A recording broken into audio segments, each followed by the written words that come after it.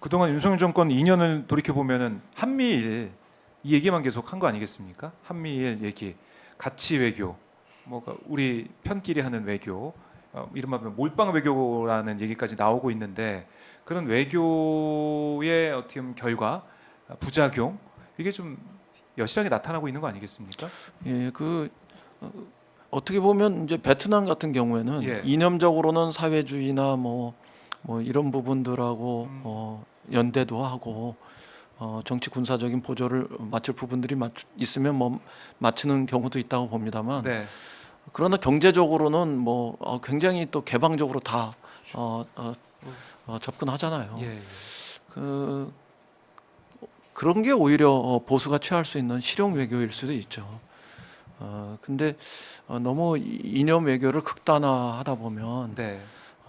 뭐 가치 외교라고 표현은 했습니다만 지금은 사실은 군사적으로 안보적으로도 되게 긴장을 고조시킬 뿐만 아니라 네. 더 직접적으로는 경제에 아주 심대한 타격을 아, 줄 수도 있다고 생각을 해요. 그러니까 그런 측면에서 너무 극단의 외교 이런 거는 하지 않았으면 좋겠고 특히 외교 무대에서 네.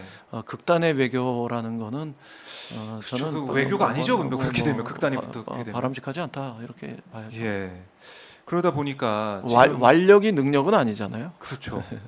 근데 계속해서 윤석열 대통령이 어제 6.25 전쟁 74주년 기념식을 통해서도 힘에 의한 평화 뭐 그 계속 주장을 하고 있던데 힘을 방점에 두는 느낌이 들더라고요. 아마 시청자분들도 많은 그렇게 느끼고 계실 것 같은데 그러다 보니까 그런 기류상에서 그런지 몰라도 어제 나경원 의원 같은 경우도 핵무장해야 된다 이런 얘기도 하고 핵 얘기 오세훈 뭐 시장도 약간 뭐 그런 뉘앙스로 얘기하고 홍준표 시장도 그렇고 다시 한번 또 보수 진영 내에서 핵무장 얘기가 언급이 되고 있습니다. 뭐 선거 때라 그런지 모르겠지만은 그렇게 나오고 있는 이런 상황은 어떻게 보고 계십니까? 핵무장. 그 핵 대 핵의 발상은 일면 시원해 보이지만 네. 되게 위험하고 또 가능하지 않은 이런 요소들이 많거든요. 네. 그래서 우선 미국이 핵무장에 대해서 동의하지 않아요. 그 미국을 젖혀놓고 핵무장을 할 수 있다 이렇게 네. 생각하는 것 자체가 굉장히 불가능한 이야기를 하는 아. 것이고요. 그 다음에 또 우리가 핵무장을 한다는 거는 네. 여러 가지 어려운 문제들을 야기해요. 특히 이제 핵무장을 하게 되면 NPT로부터 그렇죠. 탈퇴를 해야 되고 예. 그런 과정이 되면 경제적인 제재가 오고 핵무장 하는데도 뭐 수조 원의 돈이 들겠지만 네. 수십 배의 경제적인 어떤 어려움 이런 것들을 우리가 봉착하게 될 텐데 네. 그런 건 너무 무책임한 이야기고요. 아하. 또 우리가 핵무장을 하게 되면 일본이나 대만 이런 데는 가만히 있겠습니까? 그럼 아시아 전체가 동아시아 전체가 그 핵도미노가 오게 되면 뭐라 그럴까요? 네. 그 핵의 위험성이 너무 높은 그런 무대가 되고 또 그러다 보니까 뭐 핵을 직접적으로 개발하지는 않더라도 전술핵이라도 들여보자 뭐 이렇게 얘기하는데 한국을 위해서 전술핵을 미국이 자기 돈 들이면서 그냥 거저 개발해주고 또 배치할 리는 없잖아요. 그럼 그에 따라서 우리도 그만큼의 돈이 들어가는 문제고 뭐 적지 않은 돈이 들어가죠. 그리고 뭐 확장 억제를 핵 억제를 위해서 전진 배치를 한다 하더라도 그거를 미국이 자기 돈만 들여서 하겠어요? 우리가 우리 돈 들여야 되고 그걸 또 상시적으로 배치하면은 그만큼 상시적으로 돈이 들어가는 문제들이고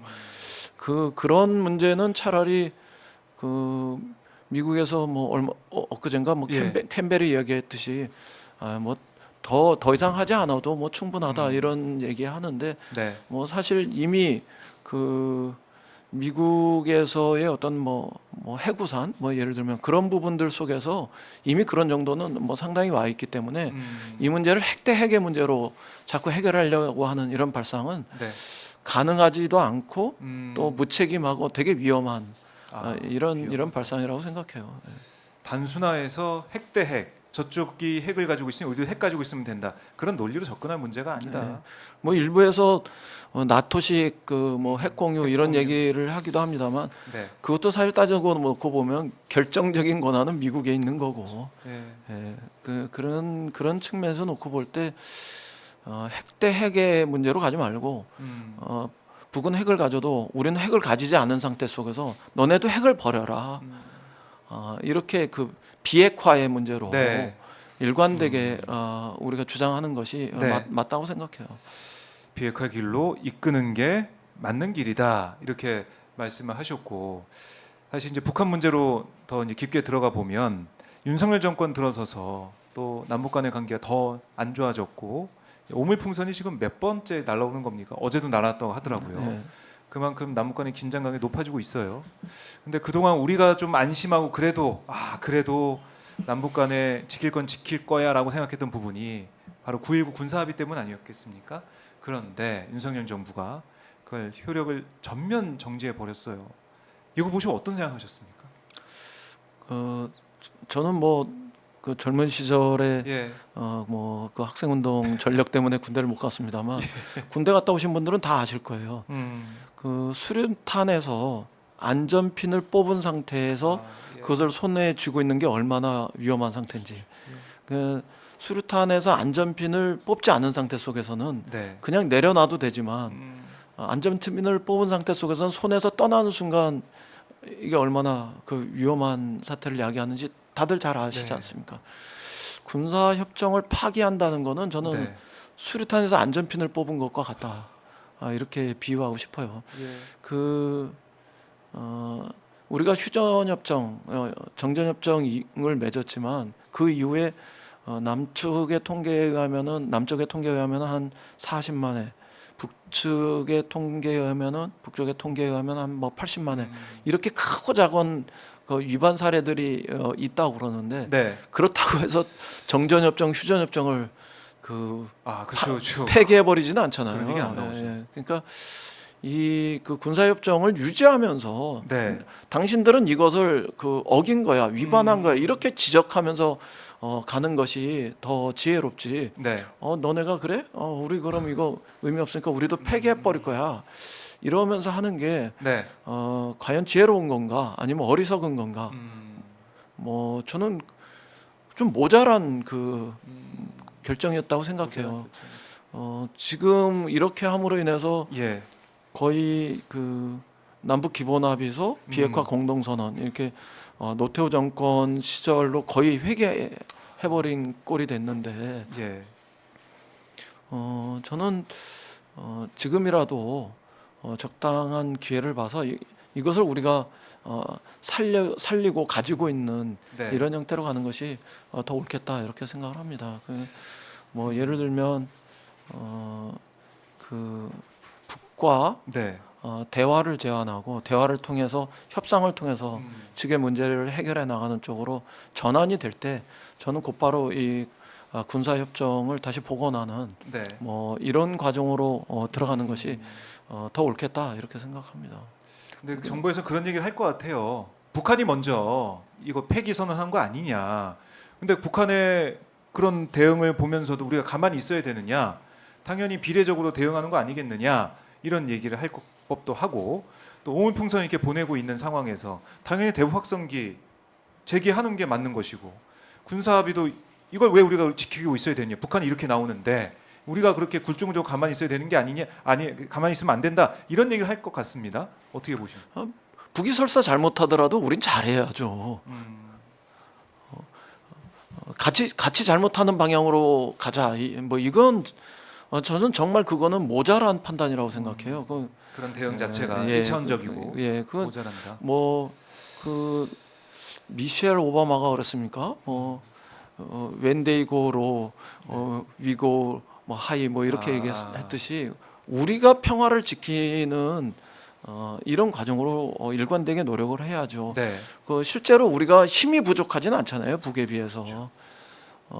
우리가 그 튼튼한 뭐 안보에 근거해서 그 평화를 만들자 이런 게 김대중 대통령 시절부터 이야기고 네. 지금도 뭐 힘에 의한 평화 이런 것들도 어떻게 보면 그런 연장선에 있는 건데 우리의 국방력은 핵을 제외하고는 모든 부분에서 저는 북쪽보다 우위에 섰을 거라고 생각해요. 네. 뭐 이미 세계에서 군사력 지수를 비교하는 거 보면 우리가 뭐 6위, 8위 예. 이렇게 하면 북은 뭐 23위에서 26위까지도 왔다 갔다 하니까요. 오직 핵의 문제만이 남은 건데 그 핵의 문제도 사실은 우리의 첨단 군사 장비나 뭐 군사 감시, 기술, 예. 감시 장비 등등 뭐 이런 거 다 포함하면 우리의 대응력은 뭐 충분할 수도 있다고 생각해요. 네. 게다가 군비 증강이 되는 과정으로 놓고 보면 북이 뭐 거긴 병영국가 군사국가라고 이야기할 정도로 엄청나게 올인하고 있죠. 거기다가 네. 돈을 씀에도 예. 불구하고 그거의 5배 이상의 음. 국방비, 군사비 이런 걸 우리가 이미 쓰고 있다는 통계가 몇 년 전부터 나오기 시작했잖아요. 뭐 그런 측면에서 놓고 보면 힘은 충분하고 네. 그런 튼튼한 그 힘에 근거해서 우리가 어떻게 평화를 만들 것인가 이렇게 네. 접근해야 되는데 결국 그 평화를 만든다는 거는 완력 대 완력의 대결로만 되는 게 아니라 완력에 근거해서 힘에 근거해서 어느 시점에선 대화를 통해서 협상을 통해서 평화를 만들어야지만 되는 거거든요. 그 대화가 평화를 만드는 거거든요. 결국은 아, 그 힘의 뒷받침을 네. 받아서 그러니까 우리가 지금은 그냥 너 그럼 나도 이래 이런 것만의 그 1차원적인 그 대응이 아니라 능력을 보여줘야죠. 대화로 나서도록 그렇게 능력을 보여줘야 되는데 네. 저는 그게 보수 정권이니까 그냥 힘 대 힘 그런 류의 문제로 접근할 게 아니라 네.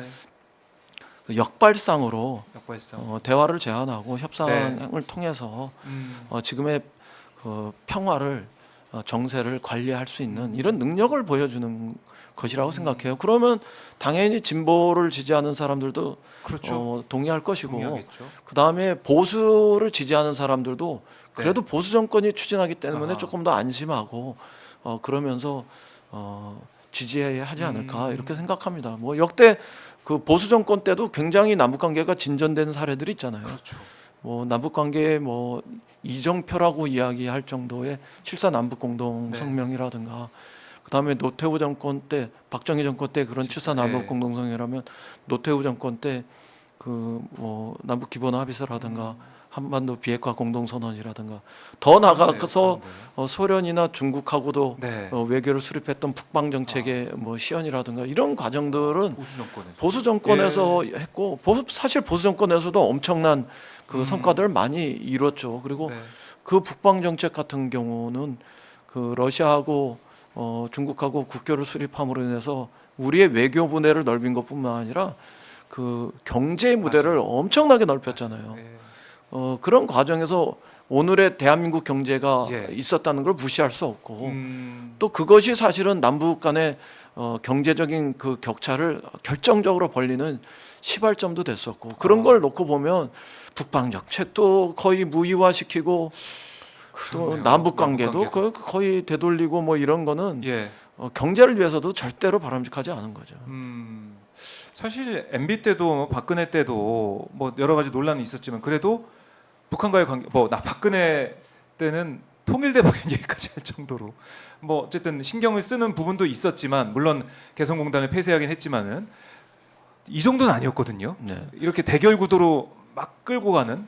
그리고 그때도 보면 뭐 MB 정권이 그 금강산 닫아버리고 예. 또 박근혜 정권이 개성공단 네. 닫았지만 완전히 남북 관계를 파탄으로 몰고 가진 않았잖아요. 그래서 대화 채널은 남아 그 있었죠. 목함질에 이런 것들이 생겼을 때 네. 대화를 통해서 문제를 해결하는 그래서 최소한의 평화는 유지하고 어느 정도 정세를 안정적으로 관리하는 뭐 이런 모습은 보였는데 여기는 오히려 그것은 뭐 역대 최고 세다는 걸 뭐 보여주려고 그러는지 모르지만 너무 이렇게 그 무대척으로 그냥 이렇게 뭐- 이거 뭐 좀 속된 편이라서 예. 그렇습니다. 무대뽀로 가는 느낌 이런 거는 뭐 정권이나 정부가 할 일은 아닌 것 같아요.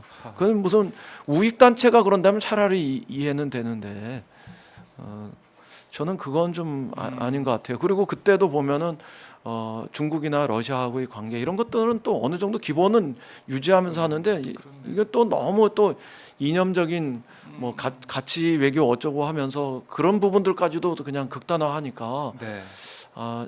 저는 이게 그 군사적이고 안보적인 측면에서도 안 좋지만 경제적으로도 되게 안 좋은 이런 시그널이 될 거라 생각해요. 우리 시장이 더 좁아지는군요. 예, 그렇죠. 그리고 이미 그 세계의 무대는 평화가 경제인 뭐 이런 상황이 되었는데 네. 한반도의 긴장이 자꾸 에스컬레이션 돼서 높아지면 우리의 경제적인 어떤 신용 평가 이런 것들이 어떻게 나타날지 이런 건 너무 자명하잖아요.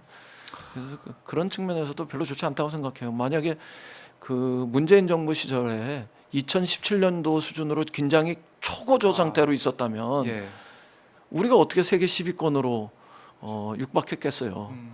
뭐 웅크타드 이런 그런 데를 졸업할 수 있었겠어요. 네. 거기다가 코로나까지 왔었는데 그렇네요. 그래도 그 2017년도를 넘어서 2018년도서부터는 한 4년 넘는 시간을 평화를 그 만들고 네. 또 정세를 안정적으로 관리하는 이런 능력을 보여줬기 때문에 그렇네요. 저는 경제적으로도 그런 성과를 만들 수 있었다 이렇게 생각하거든요. 전 그 윤석열 정부가 너무 긴장과 대결 일변도로 남북 관계나 혹은 뭐 진영 외교, 가치 외교 이런 걸로 중러 관계 이런 것들을 가져갔다가는 네. 경제적으로도 저는 큰 타격을 입을 거라고 생각합니다.